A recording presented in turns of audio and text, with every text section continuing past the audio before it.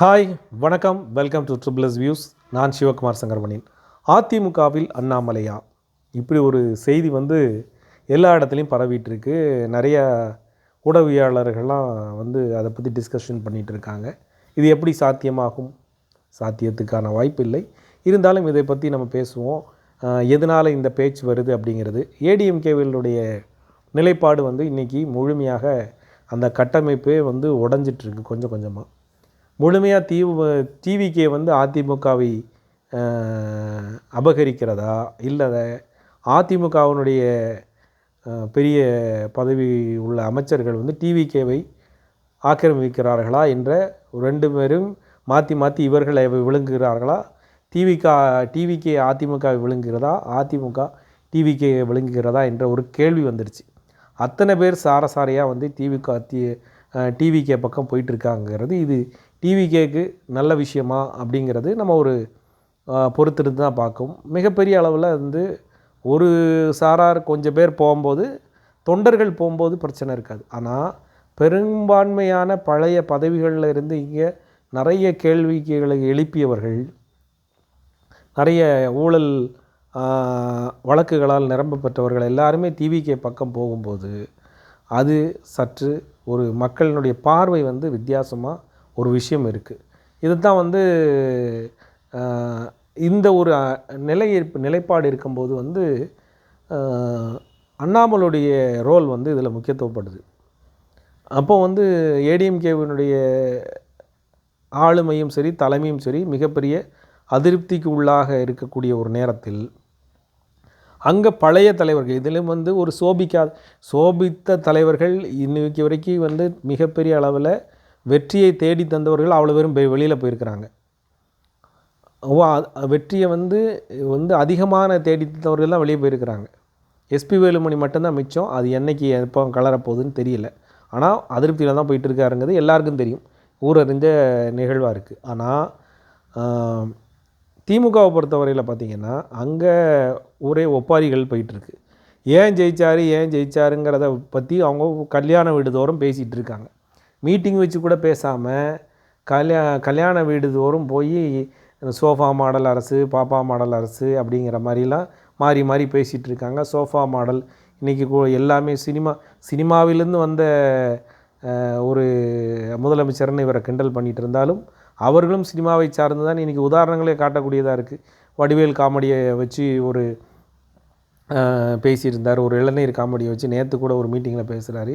இப்படி அவங்க மீட்டிங்லேயும் ஜெயித்ததை உண்மை, அதாவது கட்சிகளினுடைய இந்த கட்சி எந்த மாதிரி போயிட்டுருக்கு, கட்சியினுடைய குறைகளெல்லாம் சுட்டி காட்டாமல் அவர்கள் திருப்பியும் தனிநபர் விமர்சனங்கள், அவர் குடும்பத்தை பற்றி விமர்சனங்கள் இதெல்லாம் முன் வச்சு இப்போ இந்த ஜென்சி டிஎம்கேலலாம் பேசக்கூடிய வசனங்கள் எல்லாமே பேசும்போது நம்ம உயர்ந்தவர்களாக காட்டணுங்கிற விஷயத்தெல்லாம் போய் அவங்க மட்டத்துக்கு கீழே இறங்குறாங்களா அப்படிங்கிற ஒரு கேள்விலாம் வருது. அந்த மாதிரியான நிகழ்வுகளெல்லாம் இன்னும் நிறைய ஏற்கனவே நம்ம எதனால் வீக் பண்ணுறோம். நம்மளுடைய பேச்சு ஒரு பக்கம், நீங்கள் ஆர்எஸ் பாரதியெலாம் பேசுகிறதெல்லாம் பார்த்தா யாருக்குமே ஒப்பலை. யாருமே அவரை ஒரு ஒரு அதிகார தோரணையிலையும் என்ன அதிகாரத்தில் தான் எவ்வளோ பெரிய ஆளுங்கிற மாதிரி எல்லாத்தையும் ஏளனமாக பேசுகிறது போகிறது. அவர் இந்த பார்ப்பான்னு ஒரு கிண்டல் கேலியாக தான் சொன்னார்.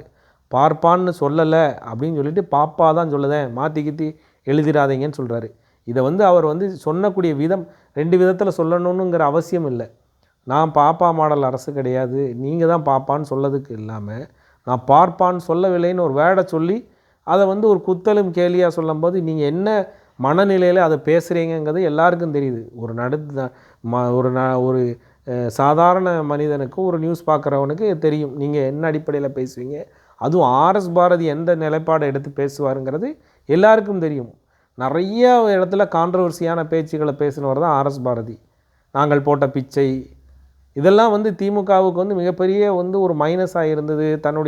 நீங்கள் கஷ்டப்படுறீங்க, நீங்கள் ஆட்சி அதிகாரத்தில் இருந்துட்டு நீங்கள் டெய்லி அத்தனை இடங்களுக்கு தூங்காமல் கொள்ளாமல் ஸ்டாலின் அவர்கள் சுற்றி நீங்கள் தோக்குறீங்கன்னா ஈஸியாக இவங்க தேவையில்லாத ஒரு விஷயத்தை பேசிட்டு 1% ஓட்டை குறைச்சா தான் போதுமே.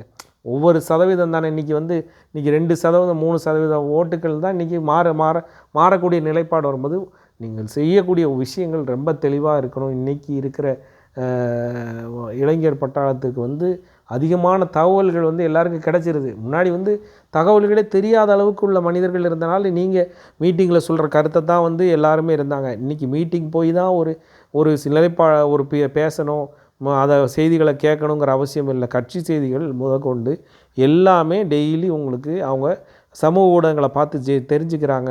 இதெல்லாம் இருந்துகிட்ருக்கு. இந்த மாதிரி இருக்கும்போது தலைவர் வரும்போது உதயநிதியா அடுத்த இளைஞர் பட்டாளத்தில் வரக்கூடிய அண்ணாமலையா இல்லைனா விஜயா, 3 கோணத்தில் தான் இனிமேல் அரசியல் போகுங்கிறது வந்து அரசியல் நிபுணர்களுடைய கருத்தாக இருக்குது. எடப்பாடியும் சரி, ஸ்டாலினும் அவுட் ஆயிடுவார். இன்றைக்கே ஸ்டாலினுடைய பேச்சு எடுப்படலைங்கிற மாதிரி திமுகவுடைய ஒரு செய்தி வட்டாரங்கள் இன்றைக்கி வந்து யார் இன்றைக்கி அடுத்த தலைவராக வருவார்? உதயநிதி தான் வருவார். ஸ்டாலின் இனிமேல் வர்றதுக்கு கஷ்டங்கிற அவர் தோல்வி வேறு அடைஞ்சிட்டாருன்னொன்னே திமுகவிலேயே இன்றைக்கி வந்து உதயநிதிக்கு வந்து அதிகமான கூட்டம் வந்து இனிமேல் கட்சியில் வந்து இவரை வச்சு தான் லைஃப் வரும், இவருக்கு அனுசரிக்கிறவங்க தான் இனிமேல் பதவிகள் கிடைக்குங்கிற ஒரு கான்செப்ட் வந்து இனிமேல் அது ஆட்டோமேட்டிக்காக அதுதான் நடக்கும். ஆனால் அது வெற்றிக்கு உதவுமாங்கிறது தெரியாது. ஆனால் கட்சி பதவியில் இனிமேல் முழுமையாக உதயநிதிக்கு ஆதரவுப்பட்டவர்கள், உதயநிதி நினைத்தவர்கள் தான் இனிமேல் வந்து பெரிய அளவில் சோபிக்க முடியும். அப்படிங்கிறது போன திமுகவுடைய கடந்த 2 வருஷ ஆட்சியிலே, கடைசி 2 வருஷம் ஆட்சியிலே அந்த மாதிரி தான் நடந்தது. இனிமேல் அதிகமான முக்கியத்துவம் பெறக்கூடிய லெவலுக்கு போகவும் செஞ்சாச்சு. அப்படிங்கிறது தான் அவங்க இருந்து வர்றது. அப்போது 3 விதமான தலைவர்கள் வரும்போது அப்போது இங்கே யார் நிற்பா?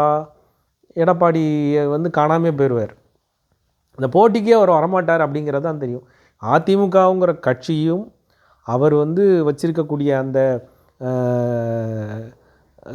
சின்னமும், ரெட்டைலை சின்னமும் தான் அவரை வந்து ஃபோக்கஸ் பண்ணணுமே தவிர, அடிப்படையான விஷயங்கள் ஒரு இளைஞர் அவங்களுடைய ரேஸில் வரும்போது இவர் வருவாராங்கிறது ஒரு கேள்விக்குறியாக தான் போகும்.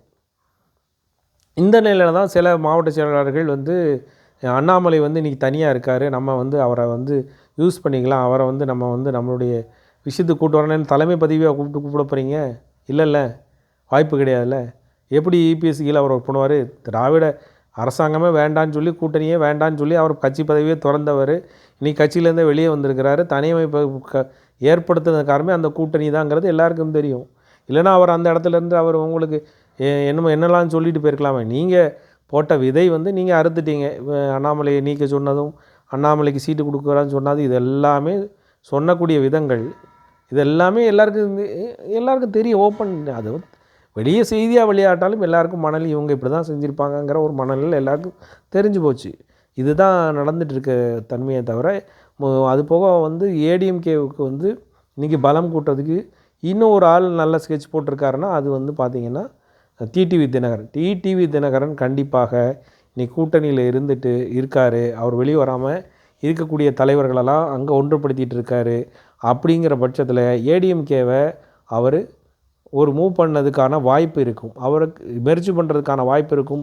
அவரை முக்கியத்துவப்படுத்தி ஒரு பெரிய போஸ்ட் கொடுக்கறதுக்கான வாய்ப்புகள் வரும்போது, இதெல்லாம் நடக்கிறதுக்கு சாத்தியம் இருந்தால் தென் தமிழ்நாட்டினுடைய ஓட்டுக்களை கொஞ்சம் நீங்கள் பிடிக்கிறதுக்கான வாய்ப்புகள் மீண்டும் வரதுக்கான வாய்ப்பு அப்படின்னா டிடிவியை சேர்த்தால் டெல்டா மாவட்டமும் சரி, தென் மாவட்டங்களும் சரி, திருப்பி ஒரு வாய்ப்புகளை ஏற்படுத்துவதற்கான ஒரு சின்ன ஒரு விஷயம் இருக்கும். அதற்கான ஒரு மூவ் பண்ணியிருந்தால் அவர் அந்த இடத்துல அங்கே மூவ் பண்ணிவிட்டு இன்றைக்கி வந்து எடப்பாடி கூட அவர் இருக்கிறாருங்கிறது என்னுடைய கணிப்பு. இதுதான் நடக்குமே தவிர இது நான் நினைக்கிறது. ஆனால் இது வந்து நடக்காது ஒரு நடக்குமாங்கிறது தான். இபிஎஸ் அதுக்கு அனுமதிக்க பண்ணுவாராங்கிறது ஒரு $1 மில்லியன் தான். கண்டிப்பாக அனுமதிக்க மாட்டார். அதற்கான போராட்டங்கள் அவரை எப்படி மூவ் பண்ணணுமோ அந்த மூவ் பண்ணுறதுக்கான வேலைகள் அவர் பண்ணுவார்.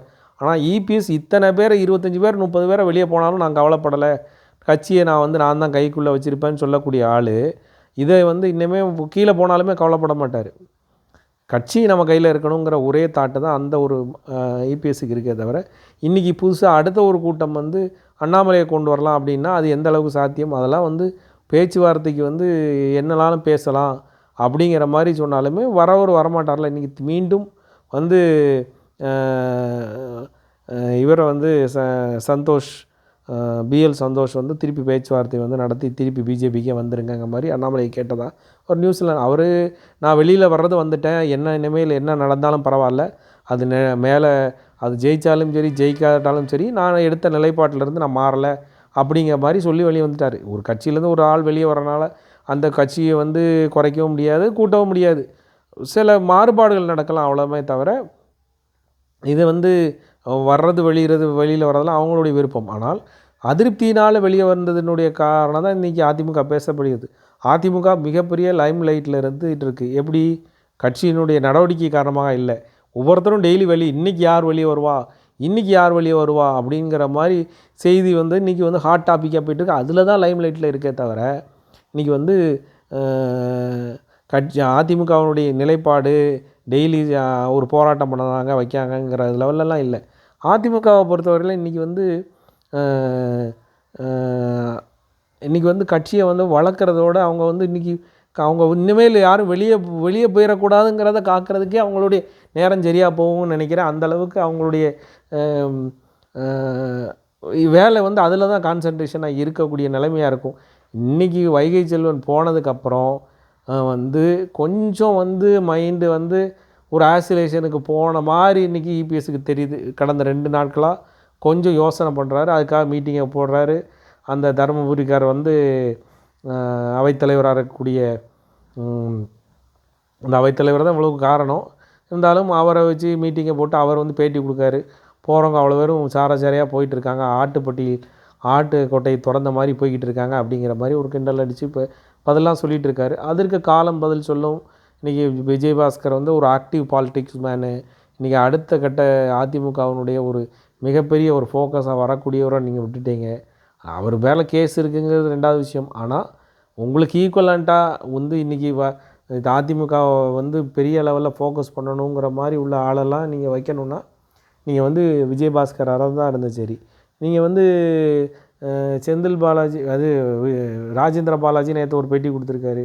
அவங்கெல்லாம் வந்து வேஸ்ட்டு போன தக்காளி சாம்பார் வைக்கிறதுக்கும் ஆகாது, இன்னும் இந்த மாதிரி பேச்செல்லாம் பேசிக்கிட்டு கட்சி நடத்துக்கு வழியே கிடையாது. ஒரு 30 வருஷம் ராஜேந்திர பாலாஜியை பொறுத்தவரையில் கட்சியில் அவர் வந்து அடிமட்ட தொண்டராக இருந்து ஒரு கட்சியை நடத்தி ஜெயலலிதா அவர்களால் தான் சீட்டு கிடச்சிருக்கும், இல்லைன்னா அவருக்கு சீட்டு கிடைக்க வாய்ப்பே கிடையாது. அவர் வந்து அவருக்கு பொறுத்தவரையில் சமூக வாக்குகளும் கிடையாது, சமூக வாக்களும் அங்கே கம்மியாது. அவருடைய அது அம்மாவுடைய செல்வாக்கை வச்சு ஜெயித்தார். கடைசி அம்மா போனதுக்கப்புறம் அவரால் ஜெயிக்க முடியல அப்படிங்கிறது தான் உண்மை. கடந்த 2 தேர்தலையும் தோல்வி அடைஞ்சிருக்காரு. ஒரு தேர்தலில் 2 தேர்தலையும் 2 வருஷம் ஜெயிச்சிருக்காரு, அடுத்த 2 தேர்தலையும் தோல்வி அடைஞ்சிருக்காரு. அதற்கு காரணம் வந்து அங்கே உள்ள பாலிட்டிக்ஸ் வேறு மாதிரி இருக்குது அப்படிங்கிறது. அவர் நேற்றுக்கு யாரை சொல்கிறாரு, இவர் எம்ஆர் விஜயபாஸ்கரை வந்து மிகப்பெரிய அளவில் ஒரு வசனத்தை சொல்லி ஏசுகிறாரு. அதுக்கப்புறம் வந்து வைகை செல்வனை ரொம்ப கேவலமாக பேசியிருக்காரு. வைகை செல்வன் ஒரு அழுகின தக்காளி, சாம்பார் வைக்கிறது கூட ரசம் வைக்கிறது கூட ஆகாது, அப்படிப்பட்ட நபர் அப்படிங்கிற மாதிரிலாம் சொல்லியிருக்காரு. ஸோ வந்து இன்றைக்கி உங்கள்கிட்ட இருக்கிற வரைக்கும் அவங்க திறமையானவர்களாகவும் வெளியே போனவர்களும் அவங்க மோசமானவர்களாகவும் நீங்கள் சொல்கிறீங்க. இப்படிப்பட்ட தலைவர்கள் மிச்சம் இருக்கக்கூடிய தலைவர்கள் எல்லாருமே ஆளுமை மிக்கவர்களாக கிடையாதுங்கிறது எல்லாருக்கும் தெரியும். இதுதான் வந்து நடைமுறையில் உள்ளது. நாகர்கோவில் ஃபுல்லாக அவுட்டு. இந்த கன்னியாகுமரியில் இருக்கிறவங்க அவ்வளோ திமுகவில் போயிட்டாங்க, எல்லோரும் டிவிகேக்கு போயிட்டாங்க. திருநெல்வேலியில் வந்து முக்கியமான கட்டங்கள் யார் இருக்கா, பழைய ஆட்கள் தான் இருக்காங்க. திருநெல்வேலி அதிமுகங்கிறதே வந்து பெரிய லெவலில் சோபிக்காத ஒரு அதிமுகவாக இருக்குது. பாளையங்கோட்டையில் ஜெயிக்கவே முடியாதுங்க ஆச்சு. திருநெல்வேலியில் பிஜேபி ஜெயிச்சிட்டு இருந்தது அதிமுகவுடைய கூட்டணியில். அடுத்து நீங்கள் வந்து இன்றைக்கி டிவிகே ஜெயிச்சு, அடுத்து பார்த்திங்கன்னா நெல்லை மாவட்டத்தை பொறுத்தவரையில் ஆலங்குளத்தில் வந்து அங்கே உள்ள ஒரு பார்ட்டிஷன் பிரச்சனையில் தான் இன்றைக்கி இப்போ திமுக ஜெயிச்சது, அதிமுக ஜெயிக்கலை. அங்கேயும் ஆலங்குளம் ஜெயிக்கலை. வேறு எங்கே திருநெல்வேலி மாவட்டத்தில் இருக்கிற தொகுதி வேறு என்ன தொகுதி இருக்குது, அம்பாசமுத்திரம் வந்து ஏடிஎம்கே ஜெயிச்சதுன்னா அம்பாசமுத்திரம் அப்படி சொந்த செல்வாக்கை வச்சு ஜெயிச்சார். இப்போ அதையும் விட்டுட்டீங்க. அவர் அதிமுகவுடைய ஓட்டுகள் அங்கே ஜாஸ்தியாக இருந்தாலுமே அந்த ஓட்டும் போயிடுச்சு. இப்போ அது என்ன நிலைமைக்கு கேள்விக்குரிய. ஆனால் என்னுடைய ஒரு பாயிண்ட் வந்து என்னென்னா, மறு தேர்தல் வந்தால் அம்பாசமுத்திரம் தொகுதியில் நயினார் நாகேந்திரன் நிற்கிறதுக்கு வாய்ப்பு இருக்குதுன்னு நான் நினைக்கிறேன். நயினார் நாகேந்திரன் பிஜேபி சார்பாக இடைத்தேர்தலில் நிற்கிறதுக்கான வாய்ப்பு வந்து அம்பாசமுத்திரத்தில் இருக்குங்கிறது என்னுடைய கணிப்பு. கண்டிப்பாக அது நடக்கும்னு நினைக்கிறேன். பொறுத்து வந்து பார்ப்போம். ஆனால் ஜெயிப்பாராங்கிறது கேள்விக்குறி தான். பட் அவர் நிற்கிறதுக்கான வாய்ப்பு அதில் ஒரு ஒரு ஒரு ஒரு சின்ன விஷயம் தெரியுதுன்னு நினைக்கிறேன். ஸோ அது நடக்கிறதுக்கான வாய்ப்பு இருக்கான்னு பார்ப்போம் பொறுத்திருந்து. ஸோ வந்து அண்ணாமலை வந்து திருப்பி வர்றதுக்கான வாய்ப்பு என்பது வந்து மொத்தத்திலும் வந்து ஒரு பொய்யான செய்தியாக தான் இருக்குமே தவிர அதில் கொஞ்சம் கூட உண்மையாக இருக்காதுங்கிறது தான் உண்மை. நம்ம அண்ணாமலையுடைய மாநாடு இப்போ நடக்க போகுது. அந்த மாநாட்டுடைய பெர்ஃபார்மன்ஸ் எப்படி இருக்குங்கிறத